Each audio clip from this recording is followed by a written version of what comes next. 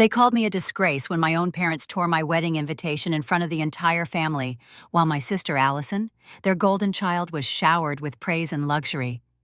They spat on me as if I did not belong, humiliated me in ways that cut deeper than silence.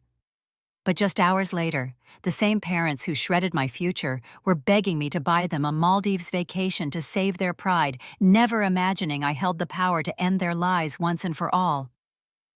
I held the ivory envelope between my palms, the paper trembling more than my hands. The Whitmore house in Boston was filled with relatives that Sunday afternoon, their chatter fading into silence as I stepped into the center of the room. My parents sat together, Evelyn with her flawless hair pinned in place, Richard leaning back with that practiced look of authority. Allison balanced herself gracefully on the arm of a chair, her lips already curved like she had been waiting for this moment. I forced a smile, ignoring the heat in my chest. "This is my wedding invitation. Daniel and I would be honored to have you there." The room was still for a heartbeat. Evelyn reached for the envelope, her fingers brushing mine. Instead of opening it, she tore it in half. The sound was sharp, merciless. Richard took the pieces from her hand, ripped them again, and dropped the shreds into the fireplace. His eyes locked on mine.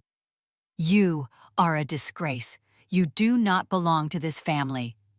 Gasps scattered around me, but not a single protest. Some cousins averted their eyes.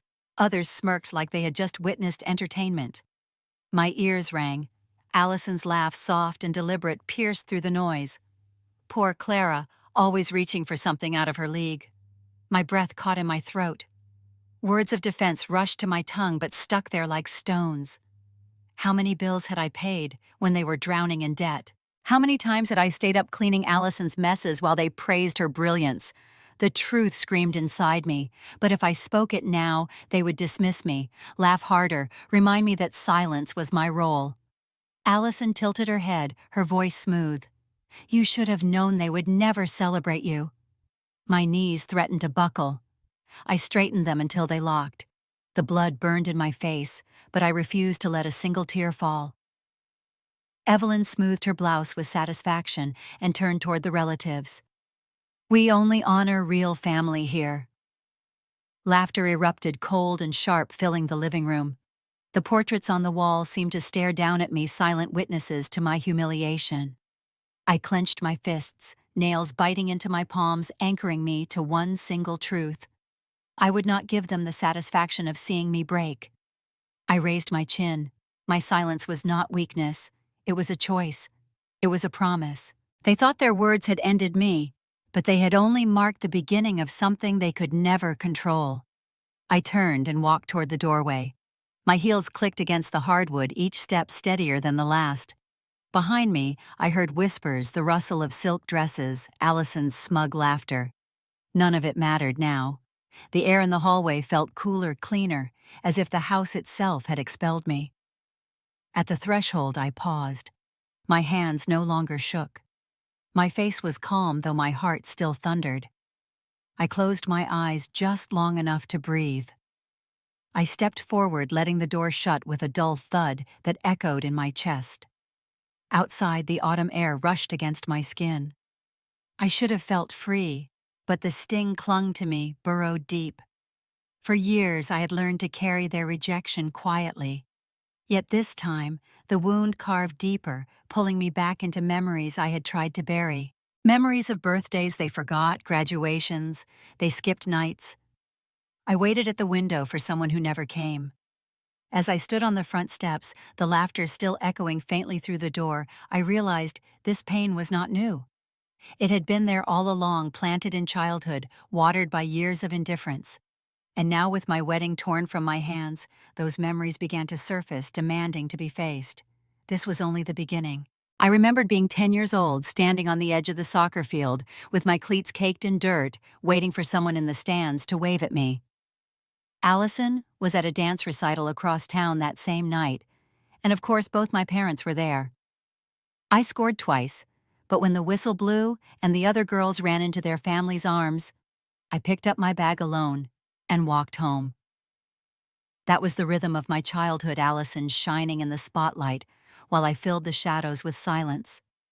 As we grew older, The pattern only sharpened. Allison was celebrated as the golden daughter with her pageant crowns and polished smile, while I was the one expected to understand, to step aside to sacrifice. In 2016, when my parents were drowning in debt and the bank threatened to take the house, it was me who wrote the check from my savings. I told myself it was the right thing to do. That family came first. Richard accepted the money with a curt nod. Evelyn called it a necessary arrangement, and by the next week, they acted as if nothing had happened. Allison, of course, never had to worry about money. When she wanted to attend a private university, my parents applauded her ambition, but admitted they could not cover the tuition. I signed the loan papers in my own name, promising to shoulder her future on top of my own. She graduated with their pride ringing in her ears, while I carried the weight of debt on my back. She never thanked me, and they never acknowledged it. One memory clings sharper than all the rest. The afternoon of my college graduation, the sun blazing down on the stadium rows of parents waving flowers and balloons, families hugging their children in the sea of caps and gowns. I searched the crowd again and again, hoping to see Evelyn's pearl necklace or Richard's steady frame. They never came. They had driven Allison to a photo shoot for a local magazine instead. When the ceremony ended, I stood alone on the curb until a friend's father offered me a ride home. That night, I placed my diploma on the kitchen counter, and Evelyn brushed past it without a glance. Years passed, and I became the reliable one, the one who never needed help, the one they could count on, without ever saying thank you. At birthdays, Allison was showered with jewelry and designer handbags, while my gifts were envelopes with thin smiles, or sometimes nothing at all. At Christmas, she was toasted as the pride of the family, while I cleared the plates and smiled politely. Each slight etched itself into me until the hurt became familiar, almost invisible, like wallpaper you stop noticing after years of staring at it. But no matter how much I gave, it was never enough to earn a seat at their table. That truth had been laid bare in 100 small ways, but the torn wedding invitation was the cruel confirmation of everything I had always known. It was not that I had failed them. It was that I had never been their chosen daughter to begin with. Standing outside the house that day, the laughter still echoing behind the closed door, I realized I had been carrying their rejection long before that envelope was ripped apart. The roots of it stretched back to every forgotten milestone, every empty seat in the stands, every dinner where Allison's triumphs drowned out my silence. The air bit cold against my skin, but it steadied me. I would not keep letting those years define me. If they had planted me in the shadows, I was ready to grow beyond them. And as I thought of the life I was about to build with Daniel, I knew that the story was shifting. The past had explained why they dismissed me. The future would show them why they should never have. The morning sun spilled across the hills of Malibu, painting the sky a pale gold as I stood by the balcony of the estate we had chosen. Malibu Estate looked like a dream carved into the cliffs, with wide lawns stretching toward the ocean and chandeliers waiting inside to catch the light. For the first time in weeks, I felt a calm settle over me. This was my day, not theirs, and Daniel's hand resting on mine reminded me of that. He looked at me with steady eyes, his tie still loose, his jacket draped across the back of a chair. "They may think I am nothing," he said softly, "but today is ours." He squeezed my hand, as if to anchor me to that truth. I nodded, letting the words sink into the parts of me still raw from Boston. Daniel had never wavered, not when my parents sneered at his work in tech startups, not when they dismissed his foundation projects as hobbies. They called him unstable, a dreamer without future. But I knew the hours he spent building Hayes Global Trust, the deals he closed, the small nonprofits he lifted up through careful investments. He had always been more solid than they ever saw. The estate buzzed with staff preparing for the ceremony. Florists adjusted arrangements of white orchids. Waiters carried trays of champagne, photographers scouted the best light. Every detail whispered elegance, but underneath the beauty, my chest tightened with unease. Across the courtyard, Allison had arrived early, her designer gown clinging perfectly, her smile polished for the cameras. She was not part of the bridal party, but she moved as if the spotlight belonged to her. She greeted donors by name, letting her hand linger on the shoulder of a man from San Francisco, laughing as she spoke about Bright Future Foundation. I heard her voice carry smooth and persuasive, describing initiatives that sounded noble but vaguely defined. I had seen her social media posts, the vacations to Capri, the handbags worth thousands. None of it lined up with the mission statements she repeated to anyone willing to listen. I stayed quiet, but my eyes followed her. Later in the afternoon, while Daniel met with the coordinator, I slipped into one of the side rooms, where Allison had left her laptop open on a desk. My pulse hammered as I glanced quickly at the screen. An email from a luxury retailer confirmed a new purchase. Another message from her assistant referenced a transfer from the foundation account. My stomach turned. I snapped photos on my phone before closing the lid carefully. That night in our suite, Daniel noticed the tension in my jaw. "What is it?" he asked, brushing his thumb against my hand. I hesitated, then showed him the photos. His brow furrowed, the easy warmth in his eyes darkening. "You always knew something was off. Keep everything. We may need it." I nodded. For years, I had been the one to swallow injustice to let silence bury truth. This time, I would not. I opened a folder on my laptop labeled simply Records and slid the images inside alongside bank statements and screenshots I had already collected. If Allison was building her empire on lies, I would be ready when the mask slipped.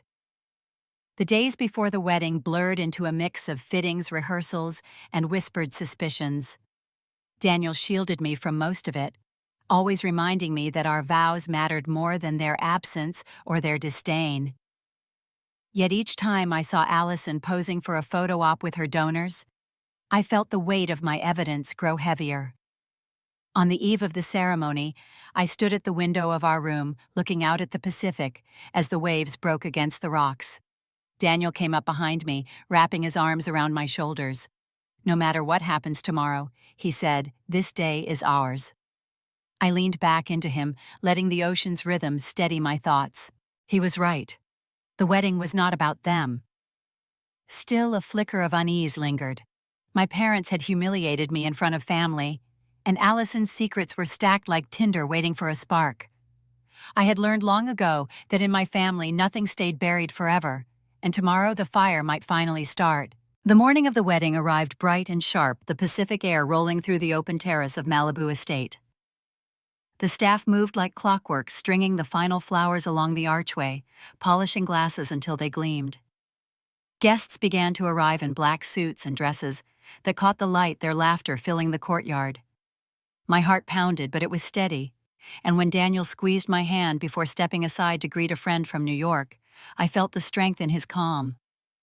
I stayed near the entrance for a moment, watching as cars lined the driveway. That was when I saw them. Evelyn stepped out first in a silver gown that shimmered under the sun. Richard at her side in a tailored tuxedo, his expression carved into a mask of pride. Allison followed flawless in emerald silk, her hair swept into waves, smiling as though cameras were flashing just for her. They walked with confidence, expecting the crowd to part for them. The head of security checked the guest list clipped to his folder. He looked up as they approached. "Names, please." Richard adjusted his bow tie. "Whitmore. Bride's parents. We will take our seats at the front." The guard scanned the sheet again. "I am sorry, sir, I do not see your names on the list." The pause stretched long enough for whispers to ripple through the line of waiting guests. Evelyn's lips tightened. There must be a mistake. We are the family. The guard kept his tone even. "Your names are not authorized for entry. Without a confirmed invitation, I cannot allow you inside." Allison laughed lightly, her voice pitched high to carry across the courtyard. "Do you know who we are? This is my sister's wedding. Move aside." He did not move. More guests arrived behind them, slowing as they realized something was wrong. Phones lifted, screens lit. Someone murmured loudly enough for me to hear. "They are not on the list." Richard's face reddened, the calm lawyer's facade cracking. He stepped closer, but two guards shifted in tandem, firm but polite. Evelyn glanced around, catching the eyes of old neighbors and colleagues, their stares filled with curiosity, some with pity. Her cheeks burned crimson. I stood a short distance away, my gown trailing across the stone walkway, my pulse loud in my ears. Every instinct from childhood told me to shrink, to hide, to pretend it was not happening. But I did not move. I let the scene play out. Allison raised her voice sharp now. "She is nothing without us. Let us through." A collective gasp swept through the guests. Phones were already recording, and within minutes I knew the videos would climb through feeds. The words that once broke me now fell flat, echoing with desperation instead of power. I drew a breath and turned toward Daniel. His eyes met mine across the courtyard, steady and sure. I lifted my chin, and together we walked past the crowd into the estate without a word. The laughter and whispers swirled behind us, guests already sharing clips. Inside the grand hall, the chandeliers glowed and music filled the air. Guests whispered to each other, showing screens with the caption that had already begun to spread. "Parents humiliated. Karma." I held my bouquet tighter, but I did not falter. For the first time, I felt the power of silence working in my favor. Their spectacle was no longer my burden. It was their downfall unfolding in real time. As the ceremony approached, I steadied my breath and let the murmur of the crowd fade into music. Yet beneath the calm, I knew humiliation would not end their attempts to claw back control.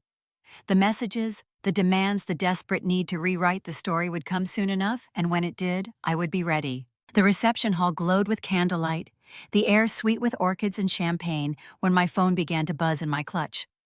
At first I ignored it, determined to stay present, as Daniel led me to the dance floor, his hand warm against mine. But the vibration kept coming, relentless, until finally I slipped away to glance at the screen. Dozens of messages scrolled across, all from the same numbers I had once waited on in vain. The first was from Evelyn. "Clara, you embarrassed us today. You need to fix this. Book Maldives immediately. The family expects it." Another came seconds later. "We cannot lose face with our circle. Show respect. It is your duty." My chest tightened, but not with guilt. For the first time, it was clarity. They were not apologizing. They were not reaching out as parents. They were scrambling to cover their humiliation. Then the phone rang. Richard's name flashed. I answered, stepping into a quiet corridor lined with marble columns. His voice shot through the line, tense and commanding. "Clara, listen carefully. You owe us. We carried you all these years. Now you must carry us. Book the trip. Maldives top resort. Tonight." I closed my eyes, picturing him in his tuxedo, red-faced from the scene outside. The same man who had shredded my invitation, now demanding luxury as repayment. My voice came out steady, colder than I expected. "I owe you nothing." He bristled. "Do not forget who raised you. Do not think one wedding makes you untouchable. People are watching. If you care about this family's name, you will do what we ask." The weight of his words might once have crushed me, but standing in that hallway, I felt something shift. My silence was no longer weakness. It was power. I let him finish, then said the only words that mattered. "Maldives is for me and Daniel. You are not invited." I ended the call before he could reply. My hands did not shake. When I turned, one of my cousins, Emily, stood at the edge of the hall. Her eyes widened, unsure if she had heard enough to understand. She stepped closer and whispered, "They are telling everyone outside that you will pay for a Maldives vacation, that the scene at the gate was just a misunderstanding. They are desperate to rewrite what happened." I thanked her quietly. Around us, music swelled, guests, laughing, glasses clinking. Inside the estate, it was celebration. Outside, it was scrambling and lies. Daniel found me moments later. His brow furrowed until I placed my hand on his arm. "It is fine," I said. "They are trying, but it no longer touches me." His expression softened, and we returned to the floor, the glow of the chandeliers catching the calm on his face. As the night wore on, I thought about the shift that had taken place. For years I had been the one who paid silently, who carried their burdens without recognition. Tonight, the balance had changed. They could no longer demand, only beg, and I would no longer bend. Yet even as I held Daniel's hand and the music lifted around us, I knew humiliation would not stop them. If they were willing to lie about a vacation, what else would they twist? What else would they claim to own? The fight for truth was only beginning, and I was prepared to reveal more than they could ever imagine. 2 days after the wedding, I walked into a quiet office tucked above a row of storefronts in downtown Boston. The brass plate on the door read, "Harris and Cole Attorneys at Law." The space smelled faintly of leather and old books, the kind of air that seemed to carry the weight of decades. Mr. Harris himself rose from behind a mahogany desk, his gray suit pressed his hands steady, even at 70. His eyes softened when he saw me, though his expression stayed serious. "Clara, thank you for coming," he said, motioning for me to sit. "I have something you need to see." He reached into a drawer and placed a folder on the desk. The papers inside were yellowed slightly at the edges, but the seals were sharp. My pulse quickened as I saw the heading. Last Will and Testament of Margaret Lewis. My grandmother's name. Harris adjusted his glasses. This was filed and notarized in 2015. It is valid and recognized by the county court. Your grandmother left the majority of her estate, including the lake house in Vermont, and her shares in Whitmore Holdings directly to you. For a moment the room spun. I ran my fingers lightly over the embossed notary stamp. All the years of feeling invisible, all the times my sacrifices were erased, and here was proof that someone had seen me clearly. She had chosen me. Harris cleared his throat. Your parents have concealed this. They allowed the assumption that Allison would inherit. But legally, the assets are yours. I pressed my palms together to keep them from trembling. They told me I did not belong, I whispered. Harris leaned forward. The law says otherwise. From my bag, I pulled the folder I had prepared, the one Daniel had watched me compile in silence. Inside were printouts of emails, bank statements, screenshots from Allison's laptop. Transactions routed from Bright Future Foundation to personal accounts, purchases of handbags, flights to Europe. I slid the folder across the desk. He opened it slowly, scanning the pages with careful eyes. After several minutes, he set it down, his expression grave. This is more than suspicion. These are grounds for a full investigation. Combined with the will, it creates a very different picture of who holds power here. I felt a surge of steadiness rise through me, the kind I had never allowed myself to trust. For years I had carried proof of my worth only in silence. Now the evidence was tangible, stamped, signed, undeniable. Harris leaned back. You have choices now. We can proceed quietly through the court, or we can make this public. Either way, the balance has shifted. They cannot claim what is not theirs. I let out a slow breath. The thought of Allison's smile twisting when the truth surfaced filled me with something close to peace. I thought of Evelyn and Richard, so quick to demand a vacation in my name, so certain of their control. That illusion was gone. I stood gathering the folder back into my bag. Thank you, I said, my voice firmer than before. Harris gave a single nod. Remember, this is only the beginning. As I stepped out into the Boston afternoon, the noise of traffic and voices wrapped around me. For the first time in years, the weight on my shoulders felt lighter. The tide had turned, and I was no longer the one left cleaning their messes. Yet even as the cool air steadied me, I knew exposure carried its own risks.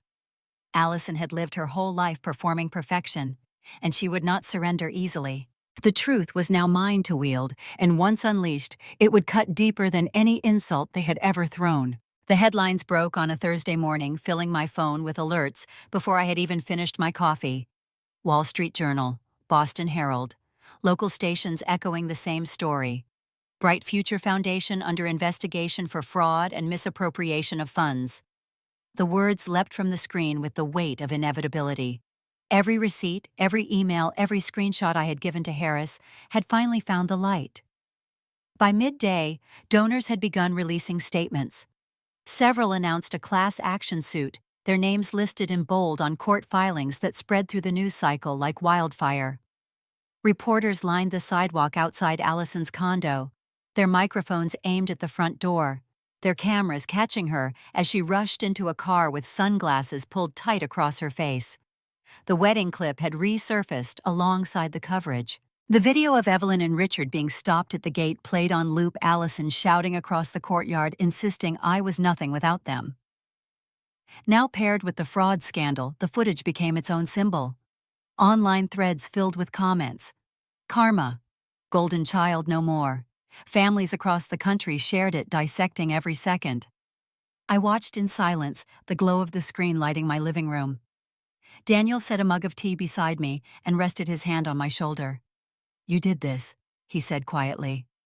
Not out of malice, but out of truth. Evelyn's voice reached me next, not through a call, but in the news. A neighbor had recorded her crying in the driveway, insisting she had no idea about Allison's finances, that she had only ever trusted her perfect daughter. The clip drew little sympathy. Comment sections brimmed with disbelief, mocking her devotion to the image of the golden child. By evening, my phone buzzed again. A message from Emily, my younger cousin. I saw everything. You deserve this. Simple words, but they cut through the noise like sunlight. Recognition from someone who had grown up watching the same favoritism, someone who knew I had always been pushed aside. The next day I drove north to Vermont, the road winding until the lake came into view. The house Margaret left me stood at the edge of the water, its white porch facing the trees that blazed with autumn color. I unlocked the door and stepped inside, the air carrying the faint scent of cedar and dust. I walked slowly through the rooms. The shelves still held her books, the quilt she had sewn years ago, draped across the sofa. For the first time in months, my chest loosened. Justice had not come in the form of revenge, but in truth laid bare in the inheritance they tried to erase, finally restored to its rightful place. I stood at the back window and looked out at the lake. The water rippled under the wind, steady, constant, unbothered by the storms that raged in the world beyond.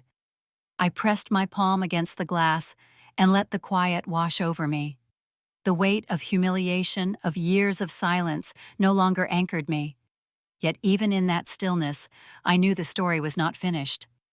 Allison's downfall was only one part of the reckoning. Evelyn and Richard were not done clinging to what they thought was theirs. And as I closed the door behind me, I sensed the next chapter would test them more than anything that had come before.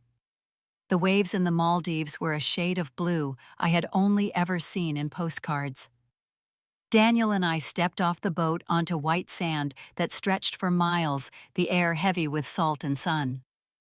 The villa waited with open doors, its wooden deck leading straight into the water. For the first time in years, I felt the weight of Boston lift from my shoulders. Daniel set down our bags and pulled me close. This is where we begin, he whispered, his forehead resting against mine. I let myself sink into the moment, the sting of rejection replaced by warmth. We swam under the fading sun, the horizon painted with fire, and when we returned to the deck, dripping and laughing, I realized happiness no longer felt fragile. It was mine. While we dined on fresh fish and tropical fruit, my phone buzzed again, the screen lit with notifications from home. Headlines replayed Allison's scandal. Donors pressed charges. Commentators dissected every piece of her downfall. Images of Evelyn and Richard filled the feeds, their faces drawn, their words defensive. They claimed ignorance, but the public had no patience left for parents who built a pedestal for a daughter who deceived so many. I set the phone face down and reached for Daniel's hand. They had chosen their stage back in Boston, and now they had to perform their shame before the world. I had no part in it anymore. The days passed slowly, marked by the tide and the rhythm of our laughter. In the mornings we kayaked across glassy lagoons, and in the evenings we walked barefoot along the shoreline, the stars brighter than I had ever seen. With every step, I felt the distance between who I had been and who I was becoming. One night, lying in a hammock while the ocean whispered below, I thought of Evelyn's voice, sharp and cold, declaring I did not belong to the family. I thought of Richard shredding my invitation, his eyes daring me to believe I mattered. The words no longer pierced me. They sounded hollow now, echoes from a place I had already left behind. Daniel brushed a strand of hair from my face. Are you thinking about them? I nodded. For years I believed I needed their approval to exist. Now I see the truth. They told me I did not belong. But in the end, they are the ones who have been left outside. He held my gaze, and I knew he understood. As the week closed, I walked alone to the edge of the pier, the boards warm beneath my feet, the ocean endless before me. I let the wind press against my skin, and I spoke aloud though no one else was there. I belong to myself. I belong to the life I choose. The villa lights flickered behind me, Daniel's shadow moving across the deck waiting. I smiled, turning back toward him, toward the future we were building. My story had started with rejection, but it ended here in this place of beauty and peace, with the truth shining clearer than the waves below me. My parents had tried to strip me of dignity, but dignity was never theirs to give. No one has the right to take away the value and happiness you deserve. Hold it, fight for it, and never let anyone tell you otherwise. And if you have ever been told you do not belong, remember this. Sometimes the ones who cast you out end up watching from the outside while you finally step into the life that was always meant to be yours.